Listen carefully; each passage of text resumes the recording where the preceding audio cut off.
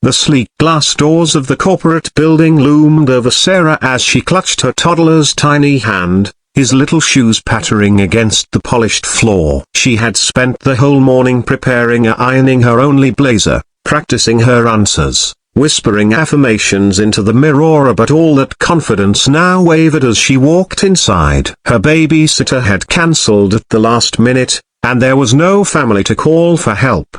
The choice had been simple: either miss the interview she desperately needed, or bring her son with her. The lobby buzzed with quiet professionalism, men in sharp suits, women in tailored dresses, all with leather portfolios neatly in hand. Sarah, with her toddler in tow, drew stairs immediately. The receptionist's smile faltered when her eyes dropped to the child clinging shyly behind his mother's leg. "Children aren't allowed here," she said with clipped politeness. Sarah's cheeks burned, but she forced a steady tone. "I had no choice today, but I promise it won't interfere with the interview." Before the receptionist could respond, a hiring manager walked by, his brows knitting together in disapproval. He stopped, his voice low but firm. "You should have rescheduled. This isn't appropriate for a professional setting." His words carried the weight of judgment, making her feel smaller than she already did. A couple of candidates nearby exchanged whispers,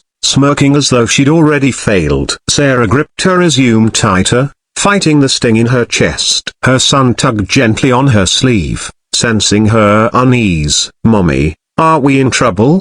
he asked softly. Her heart broke at his innocent question. She shook her head, crouching slightly to meet his eyes. "No, sweetheart, we're okay." But deep down, doubt was clawing at her. Maybe she wasn't strong enough. Maybe the world really didn't have room for someone like her. She almost turned toward the exit, ready to walk away before more humiliation piled on. Just then, the sharp echo of polished shoes against the marble floor silenced the lobby. Heads turned instantly, the kind of hush that only fell when someone truly important entered the room. The air shifted as the CEO himself strode in, tall and composed, his presence commanding attention without a single word. Every employee straightened, every candidate fell silent. But instead of heading straight to the elevators, his gaze stopped on the most unexpected sight: to a little boy with tousled hair, clutching his mother's hand as though she were his entire world. The boy's wide eyes blinked up at him with unfiltered curiosity, completely unaware of the tension around them. Then the CEO's attention moved to Sarah. She stood rigid,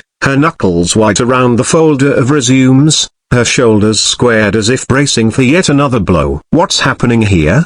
His voice was deep, calm, but carried an edge that made the receptionist stumble over her words. "Sir, she brought her child to the interview," the receptionist explained, her tone laced with apology, as if she had been guarding the gates of professionalism against an intruder. The hiring manager stepped in quickly, nodding. "It's not appropriate. We told her she should have rescheduled." The CEO's eyes narrowed slightly, though his expression never broke from its cool control. He took a step closer, his gaze still fixed on Sarah, not the ones making excuses. Then, to everyone's surprise, he crouched down, and not to scold, not to judge, but to meet the child's eyes. His tailored suit creased as he lowered himself to the boy's level, and a smile softened his features. "And who might this young gentleman be?"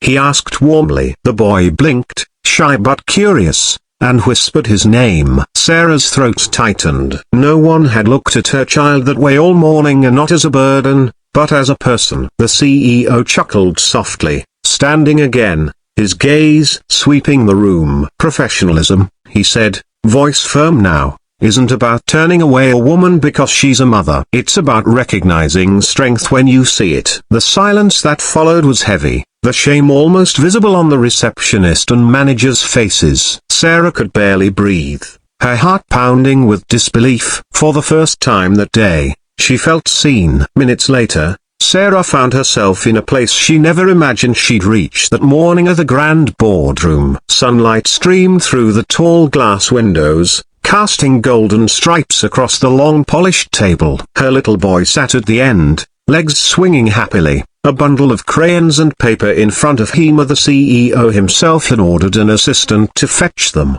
The contrast made Sarah's chest tighten while others had seen her child as a distraction. This man had treated him like he belonged. Sarah smoothed the pages of her resume with trembling hands, trying to focus as the CEO leaned forward, his sharp eyes studying her not with judgment, but genuine curiosity. "Tell me about yourself," he said simply. The words were familiar, yet different in his voice. He wasn't asking for rehearsed lines, he wanted the truth. Her throat tightened, but she found her voice. She spoke of her background, her years of experience, and the jobs she had balanced while raising her son alone. She explained the obstacles: the late nights, cancelled babysitters, the endless doubt, but also the skills those struggles had sharpened: resourcefulness, time management, resilience. The words tumbled out, raw but honest. The CEO listened without interruption, his fingers steepled,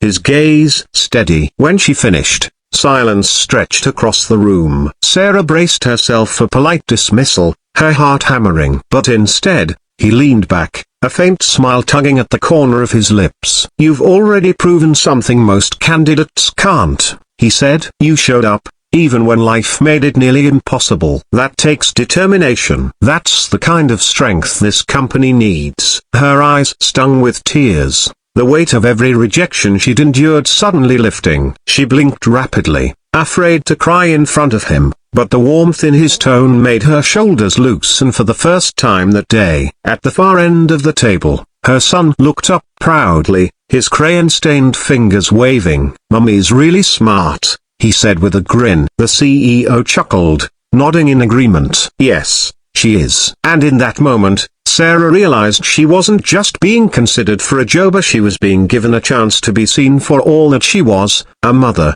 a fighter, and a woman who had never stopped trying.